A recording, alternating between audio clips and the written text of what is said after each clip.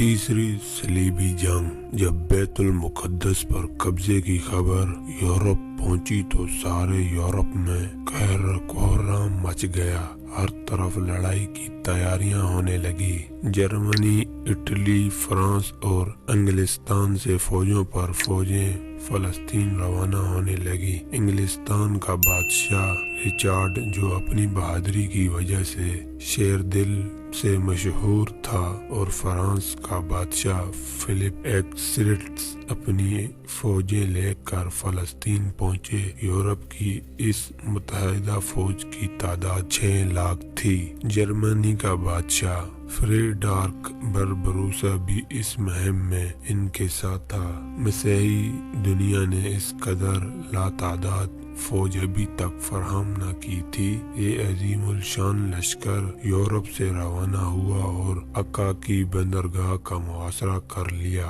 اگرچہ سلطان صلاح الدین نے تنہا عکا کی حفاظت کے تمام انتظامات مکمل کر لیے تھے، لیکن صلیبیوں کو یورپ سے مسلسل کمک پہنچ رہی تھی۔ ایک معرکے میں 10,000 مسیحی قتل ہوئے، مگر صلیبیوں نے محاصرہ جاری رکھا، لیکن کیونکہ کسی اور اسلامی ملک نے سلطان کی طرف دست تعاون نہ بڑھایا، اس لیے صلیبی ناکہ بندی کی وجہ سے اہل شہر اور سلطان کا تعلق ٹوٹ گیا، اور سلطان باوجود پوری کوشش کے مسلمان کو کمک نہ پہنچا سکا۔ تنگ آ کر اہل شہر نے امان کے وعدے پر شہر کو مسیحیوں کے حوالے کر دینے پر آمادگی ظاہر کی۔ فریقین کے درمیان معاہدہ طے ہوا، جس کے مطابق مسلمانوں نے 2 لاکھ اشرافیہ بطور تعاون جنگ ادا کرنے کا وعدہ کیا، اور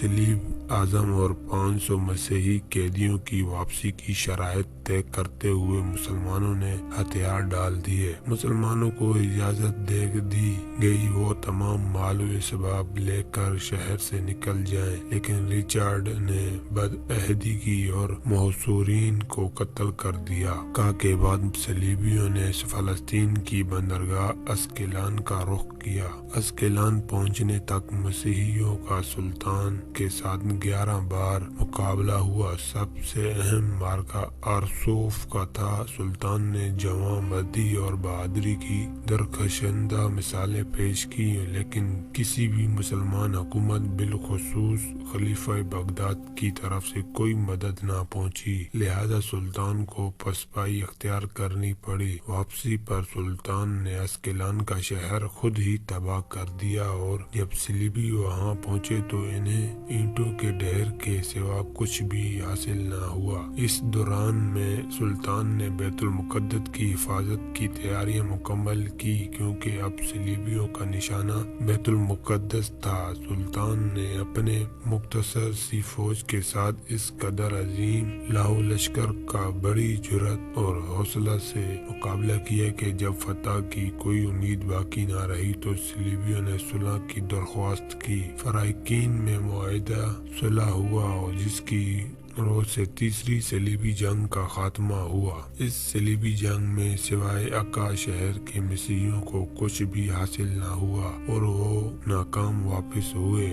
رچارڈ شیردل سلطان کی فیاضی اور بہادری سے بہت متاثر ہوا۔ جرمنی کا بادشاہ بھاگتے ہوئے دریا میں ڈوب کر مر گیا، اور تقریباً 6 لاکھ مسیحی ان جنگوں میں کام آئے۔ معاہدے کی شرائط: بیت المقدس بدستور مسلمانوں کے پاس رہے گا۔ ارسوف، حیفا، یافا اور عکا کے شہر صلیبیوں کے قبضے میں چلے گئے۔ اسکیلان آزاد علاقہ تسلیم کیا گیا۔ زائرین کو آمد و رفت کی اجازت دی گئی۔ صلیب اعظم بدستور مسلمانوں کے قبضے میں رہی۔ تیسری صلیبی جنگ میں سلطان صلاح الدین نے ثابت کر دیا کہ وہ دنیا کے سب سے طاقتور ترین حکمران تھے۔